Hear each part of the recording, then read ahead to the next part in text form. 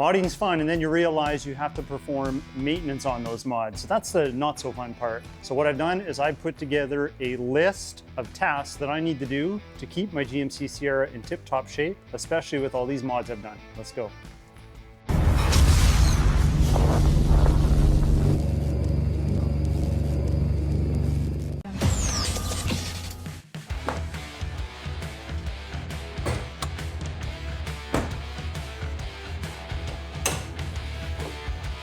Hello, gorgeous. First things first on the maintenance list, we have the S&B air intake, and she is dusty. I live in a pretty dusty climate. We have a dirty filter in there. We're gonna replace it today, but I gotta tell you, this is a great example of knowing exactly what you're getting into when you get into aftermarket mods.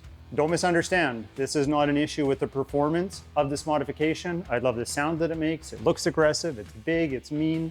I think it suits the look of the truck. What I'm talking about is trying to get parts. In this case, just ordering a replacement filter. Let me show you here, let's tell the story. Order date, March 22nd, 2024.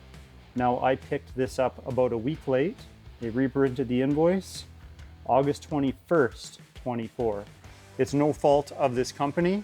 They ordered it. It was a back-ordered part, and it took, what is that, almost 5 months to get here. So keep that in mind. Box has seen better days.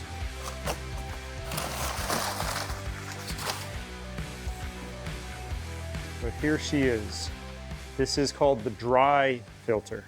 Now you can get a cleanable filter that requires oiling. I chose not to do that only because I didn't know how finicky this would be with the mass airflow sensor right on the other side here. It's tucked in there. I didn't want any oils getting onto that sensor and messing with the readings. That's why I decided to go dry. But the problem is this design is not technically washable. You can prolong the life by using an air gun and blowing it out. So I'll show you an example of that when we take that one out, but eventually you do need to replace it. They have some versions, I don't know if they have it yet for this exact intake for this model, but if it comes with the wire mesh, it kind of acts as a membrane and then it holds the filter media in here so you can actually clean it with a detergent and then let it dry and then reuse it. Some have claimed to clean this style here, but I fear that it might damage the media. I might try because I have a new one here I'm installing, but I wouldn't bet any money on it.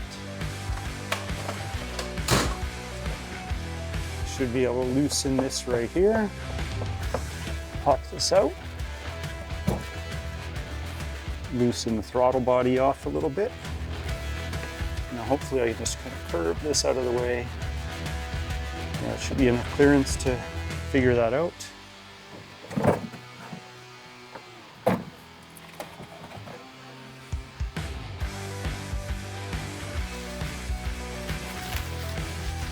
Yeah, I'd say there's a difference. I've seen better days. Now to clean this, you can blow it out. Knock whatever you can out of it. But I think this is pretty saturated. I'm not going to get that much more out of it, so I'm happy to put this one in. Comes with a new clamp, that's handy. So I think we're ready to go.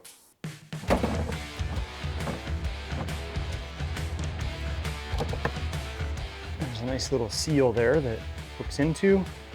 Put this back in like a glove.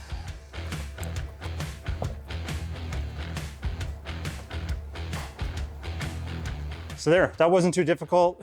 The most annoying part about this one was just getting replacement filters. So keep that in mind with whatever intake you choose. Make sure you can get extra filters and it's not going to be problematic. And again, this is the dry version. There is a cleanable cotton version, but you need to get the oil kit for it. And then it does take a lot more cleaning and drying before you reinstall it. Next up on the maintenance list is the UPR oil separator catch can, this guy right here. Normally you'd unscrew the can and you'd dump out its contents, but I attached a drain hose because in the winter you have to empty it a little more frequently. There's more condensation, there's more buildup, and that condensation can turn to ice, which could maybe clog the system a little bit. We don't want that, so we added a drain hose, which stays warm up against the engine compartment, and it sits right here, and I put a little petcock on here that I can open and close. and we're going to see what's in there. Full disclosure, I haven't emptied this in weeks, and shame on me, I should have done it sooner, but it's also the end of summer, so I don't expect it to have a lot of water content. There'll be much less condensation than in the winter. So here's my truck tiers. All of this, let's get in the better light here. This is everything that catch can has pulled out from the bypass vapors that go back into the intake manifold. Normally your system would burn all of this off, that's how it's designed. But my theory, and I share this with many others a lot smarter than me, is if you don't have to pass this back into the engine, into the intake manifold, and you can avoid having to burn it off at all, when you burn something, there's still something left over. So why not keep this from being burnt up and just sitting in the top end of the engine and adding a buildup or a residue to the components. So I think that emptying this, catching this stuff, emptying it, keeps the top end of the engine a little cleaner. Do you need an oil separator catch can? No. Most people don't keep their vehicles long enough to worry about it, or they just pass on the problem to the next owner. But I want to keep mine as in pristine condition as possible, even for the next owner. So I've added this preventative maintenance, but it's also extra maintenance. Either way, I have it and we're going to empty it. Let's hope that there's not too much in there that we end up overfilling this. I'll just stop it if it gets to that. There we go. Ooh, not too bad. A little bit of water came first, and some black oil, and now chocolate milk turning into a nice cappuccino. Let that drain for a few seconds. I've been running the truck a little bit today, so it's probably a little bit warm. Is that a hair in there? Looks like there's a hair in there. Does that make any sense? My wife's hair gets everywhere, so it's probably in the hose. Okay, well, that's good enough. Close it up. Yummy. I tell you, it's like a layer cake.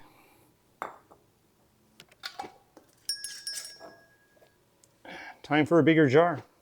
Well, more truck tiers were shed. That's 2 maintenance items because of the mods that I put on this truck. All right, the next one we are going to tackle today is super fun. I don't know if you can hear that little squeak.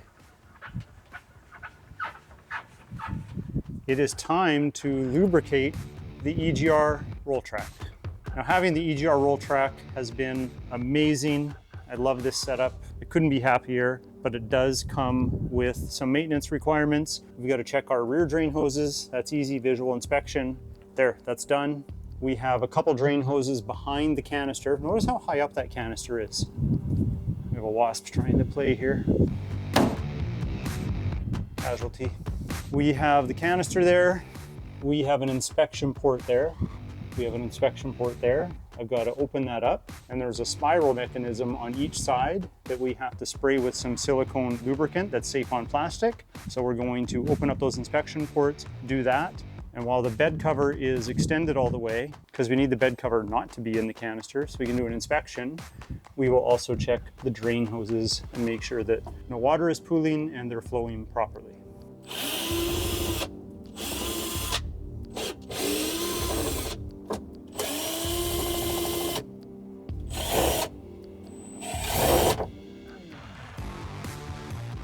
We might have a stripped screw. That's okay. We'll figure out how to get that off.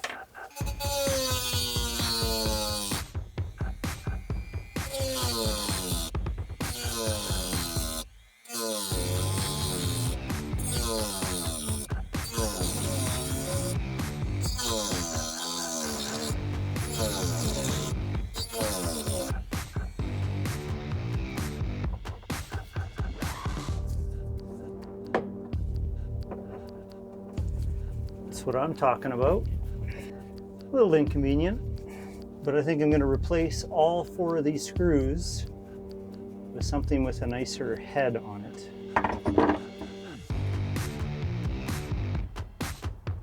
But we're in. Now we need access, so we need to close this.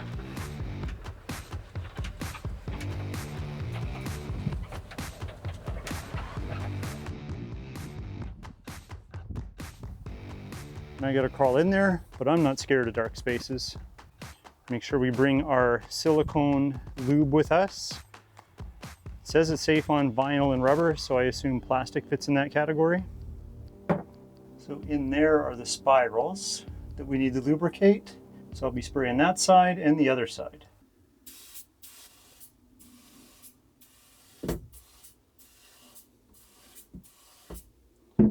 Seems like enough. And our drain on this side is right there. So I just got to feel inside, make sure it's not pinched. Everything looks okay. A little bit wet at the bottom. That's to be expected. Now the other side. Drain seems good. Spray the other side.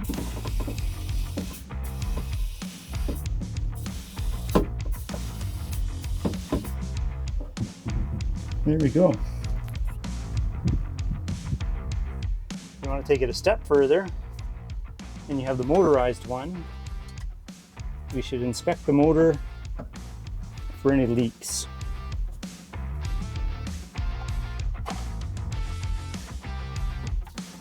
I think our motor looks okay.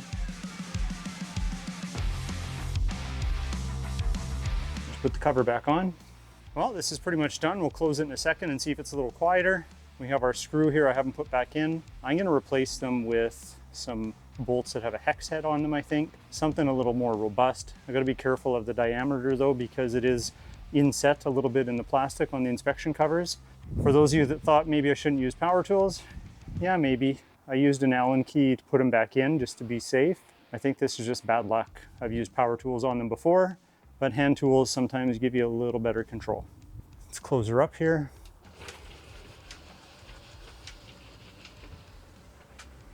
I'm not hearing the chirping. So I think job well done.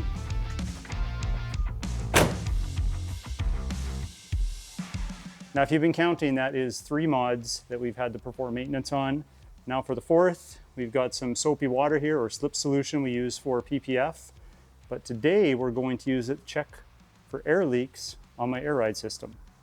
Now, if you didn't know, I have air suspension on the back. They're actually load leveling bags. So to say air ride would kind of be inaccurate. More accurately, they are load leveling bags. So when I'm towing heavy, I don't have as much body roll. I have more stability. Helps a little bit with keeping the nose down and not up. And it definitely helps stop the squatting in the back. Nothing against people that like squatted trucks. That's just not this one. And the air system is powered by a compressor that's buried down there. It's kind of under this stuff, so you can't see it right now. Sorry, my apologies, but trust me, there's an air compressor in there. There's a whole video dedicated to that, so I'm not going to get into that right now. But first, we got to air this up. Let's do it the fun way.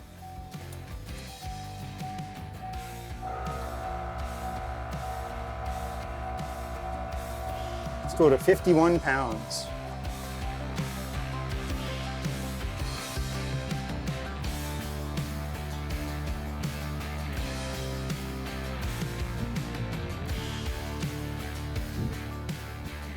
It's nice and high now. We want to check these fittings for any leaks, and then I have a T that connects them underneath the truck. And we're just looking for bubbles.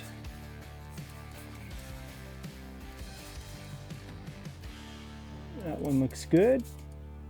Again, this is a soapy water solution. You can see the bubbles in there.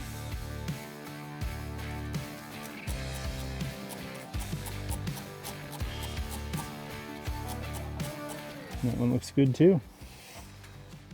Now, normally I only get dirty in select situations, my wife or automotive. There is the T right there. Now remember, I'm upside down, so we gotta try and film this without getting the camera wet.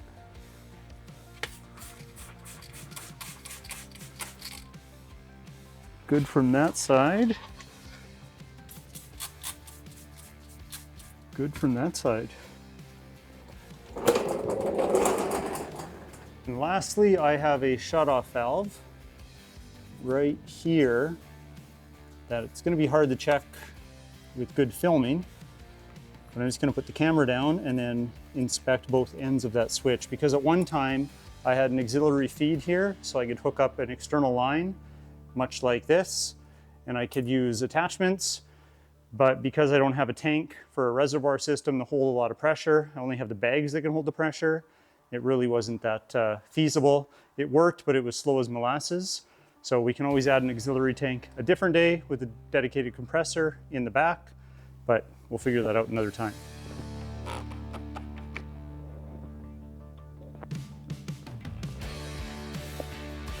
I think we're okay. And I think we look ridiculous. Let's air it back down.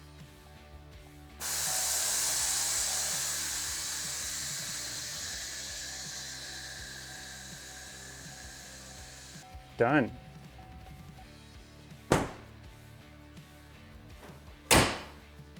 I left all the items we used today for the maintenance. That's quite a bit. Insane. Well, there you go, my friends. We are done these maintenance items. I think it proves my point that you really need to know and consider what you're getting into when you want to modify your vehicle, because with that comes extra responsibility. I chose these 4 because they were due or slightly overdue. But as you can see, you can run into some snags. I didn't think I was going to strip the head on a small bolt, but we did, and now we have to replace it. But other than that, it went pretty smoothly. I feel a lot better knowing this maintenance is done. Now we're in tip-top shape. If you found this video enjoyable, found it even a little bit informative, support the channel, hit that like button. Please consider subscribing. We'll talk to you next time.